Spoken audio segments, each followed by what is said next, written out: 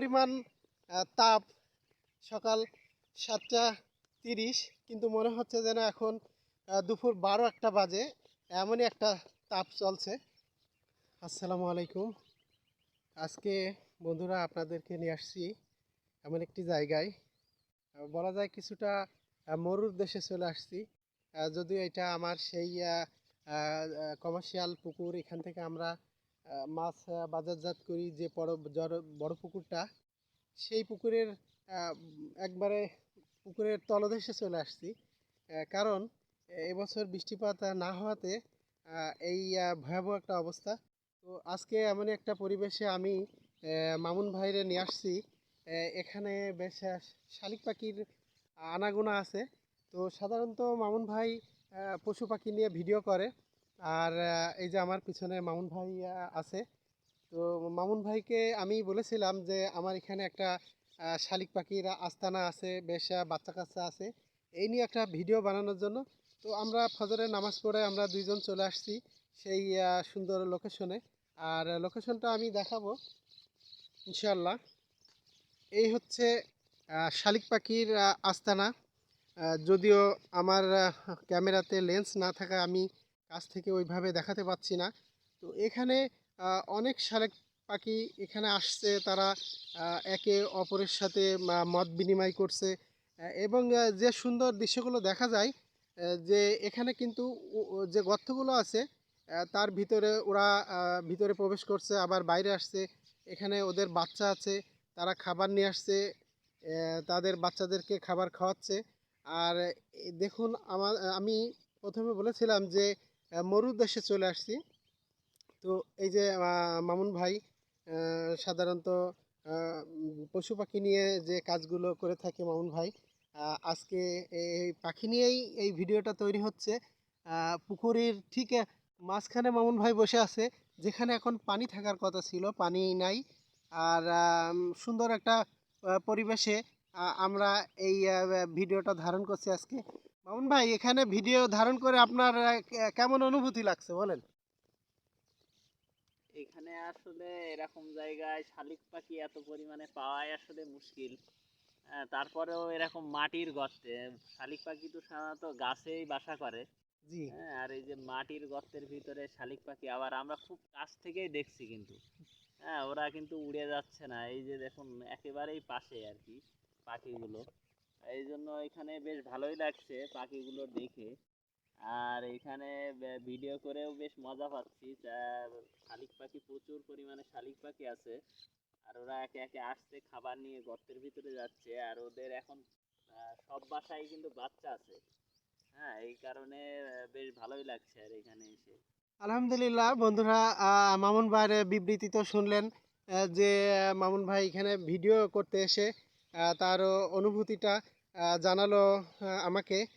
খুবই ভালো লাগছে, যেহেতু এখানে অনেক পাখি আছে, বিশেষ করে গাং শালিক। আমরা কিছুটা ক্লান্ত বটে, কারণ এখন বাজে সকাল 7:30, কিন্তু কিছুটা ক্লান্ত এই কারণে যে এত তাপ, সকাল 7:30 বাজে। তো আমি আর মামুন ভাই যাচ্ছি আমাদের সেই কাঙ্ক্ষিত জায়গায়, যেখানে আরও পাখি সন্ধান করতে যাচ্ছি। আর বুঝতে পাচ্ছেন যে আমাদের চেহারা দেখে যে কি পরিমাণ তাপ, সকাল 7:30, কিন্তু মনে হচ্ছে যেন এখন দুপুর 12-1টা বাজে, এমনই একটা তাপ চলছে। আর ঠিক এই পরিবেশেই কিন্তু আমরা আসছি এই পাখির ভিডিও ধারণ করার জন্য। তো বন্ধুরা, সাথে থাকুন আর উপভোগ করুন আজকের গ্রামীণ পরিবেশ। আমরা এখন যে জায়গাটি দিয়ে যাচ্ছি, এটা কিন্তু একটা মাছের ঘের, দেখলে বুঝতে পারছেন। আর গরমে যে কতটা ক্লান্ত, সেটা আমার কথা শুনে কিন্তু বুঝতে পারছেন যে নিঃশ্বাসটুকু বন্ধ হয়ে যাচ্ছে, এত তাপমাত্রা চলছে এখানে। সাধারণত গ্রামীণ পরিবেশগুলো দেখতে ভালোই লাগে। আমরা একবারে মেঠো পথ ধরে যাচ্ছি, এই জায়গাটার নাম যশোর জেলার চৌগাছা থানার মরজাতের বাওড় বলা হয়। আমরা সেই বাওড়ের কিনারা দিয়ে এখন যাচ্ছি।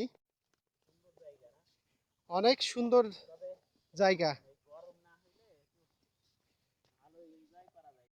এই জায়গাতে আসলে বেশ ভালো লাগে, কিন্তু এত গরমে আসলে ভালো লাগার কথা না। তার তারপরেও মামুন ভাই আমাকে জানালো যে ভাই আপনার এখানে এসে আমার বেশ ভালো লেগেছে, যে এই পরিবেশটা এত সুন্দর লেগেছে, যেহেতু ওই যে দূরে দেখা যাচ্ছে। আর এখন কিন্তু বৈশাখ মাস, তারপরও প্রচুর কুয়াশার কারণে আমরা আসলে ভিডিওটা ওইভাবে ধারণ করতে পারলাম না। বিশেষ করে শালিক পাখি বালিতে বাসা করে, যার কারণে এখানে প্রচুর বালি হওয়াতে মামুন ভাইয়ের জন্য একটু সুবিধা হয়েছে। যেহেতু বালিতে শালিক পাখি থাকতে ভালোবাসে, মামুন ভাই কিন্তু যেখানেই যাচ্ছে, এই যে দেখুন, আর সে কিন্তু ব্যস্ত আছে এই পাখির ভিডিও ধারণ করার জন্য। যে তাপমাত্রা চলছে, আর আমার জন্মের পরে এই ধরনের তাপমাত্রা আমি কখনো পাইনি। আর আমার পিছনে যে মর্যাদের বাওড় দেখা যাচ্ছে, এই বাওড়ের পানিও আমি কখনো এত শুকাতে দেখিনি। কিছুই বোঝা যাচ্ছে না। অনেকটা পিছনে দেখুন, গরু ঘাস খেয়ে বেড়াচ্ছে। যেখানে এখন মাছ থাকার কথা ছিল, সেখানে কিন্তু মাছ তো নাই, পানি নাই, মাছও নাই। এখন এই প্রেক্ষাপটে গরু চড়ে বেড়াচ্ছে। আর যে তাপমাত্রা আমার জন্মের পরে বাংলাদেশে এই প্রথম আমি এত তাপমাত্রা উপভোগ করছি। এত সকালে এত তাপমাত্রা এখানে আমরা আসলে বুঝতে পারিনি। তারপরেও আমার কথা শুনে এবং আমার চেহারাতে কিছুটা বুঝতে পারছেন যে কি পরিমাণ তাপমাত্রা এখন চলছে। আর ঠিক সেই পরিবেশেই আজকে আমরা আসছিলাম পাখির ভিডিও করার জন্য। তো আলহামদুলিল্লাহ, মোটামুটি আমরা সার্থক হয়েছি যে এই তাপদাহের ভিতরেও যে আমরা শালিক পাখির ভিডিও করতে পেরেছি, আলহামদুলিল্লাহ। আমরা আসছিলাম আমাদের যে শালিক পাখির ভিডিও করার জন্য। তো এখানে আসলে শালিক পাখি, প্রচুর পরিমাণে শালিক পাখি আছে।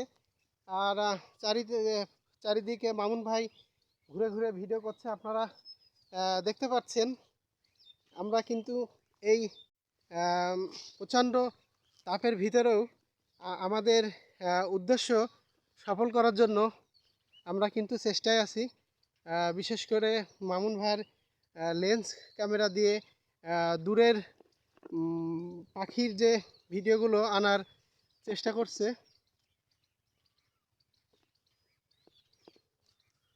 মামুন ভাই, কি ভিডিও কি করা গেল কিছু?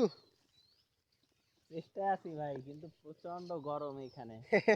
আমি যে কথা আসলে বলছিলাম, আমরা মামুন ভাই সে একই কথা বলছে যে যেভাবে আসছিলাম আর কি, খুব ভালোভাবে ভিডিও করবো বলে সকাল সকাল, কিন্তু সেই রকম অবস্থা নাই এখানে। জি, মামুন ভাইয়ের মুখ থেকে শুনলেন, আমরা আসলে বের হয়েছিলাম ফজরের নামাজ পড়ে যে সুন্দর একটা মনোরম পরিবেশে ভিডিও ধারণ করব, কিন্তু আমরা কিছুটা ব্যর্থ হয়েছি শুধুমাত্র অতি তাপমাত্রার কারণে।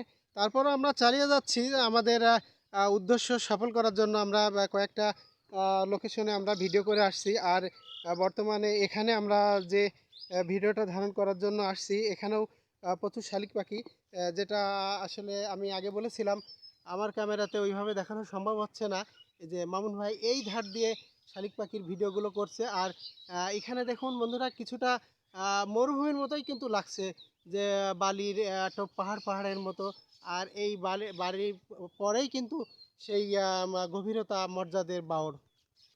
এখন বৈশাখ মাস, আলহামদুলিল্লাহ, ধান কাটার ব্যস্ততা চলছে। আর এই যে আমার গ্রামের চাচারা মাঠে আসছে ধান কাটতে। এটা হচ্ছে আসাদুল চাচা আর শুকুর ভাই। আর এখানে আছে আমার শহীদুল্লাহ চাচা। তারা ধান কাটা নিয়ে ব্যস্ত, যেহেতু এখন বৈশাখ মাস, মাঠ ভরা ইরি ধান। এই যে দেখুন, ধান কেটে ফেলে রাখা হয়েছে। যদিও আবহাওয়া অফিস থেকে জানানো হচ্ছে যে 2-1 ভিতরে বৃষ্টির সম্ভাবনা আছে। শহীদুল্লাহ চাচা ধান কাটছে। চাচা, কি অবস্থা, ধান কাটা হয়ে গেছে সব? না বাবা, এখনো কাটা হয়নি। এখনো কাটা হয়নি, আচ্ছা। তো আজকে এখানে কতটুকু কাটলে? 10-12 কাটা, দশ 15 কাটা। 10-12 কাটা। এটা কি সব বান্ধা হবে আজকে? না না না, আজকে বান্ধা হবে না। 3 দিন পর। তো এই ধান কেটে এখানে ফেলে রাখছে। তো 3 দিন পরে এই ধান বা আটি বাঁধা হবে। তো এর ভিতরে কিন্তু বৃষ্টি যদি হয় তাহলে কিন্তু একটু এলোমেলো হওয়ার সম্ভাবনাও আছে। ঠিক আছে চাচা, তাহলে ধান কাটো। ওই সবাইকে ধন্যবাদ জানিয়ে আমরা আজকে আমাদের পাখির ভিডিও শেষ করে আমরা এখান থেকে বিদায় নিচ্ছি। সবাই ভালো থাকুন, আল্লাহ পাক সবাইকে ভালো রাখুক। দেখা হবে আবার নতুন কোনো ব্লগে।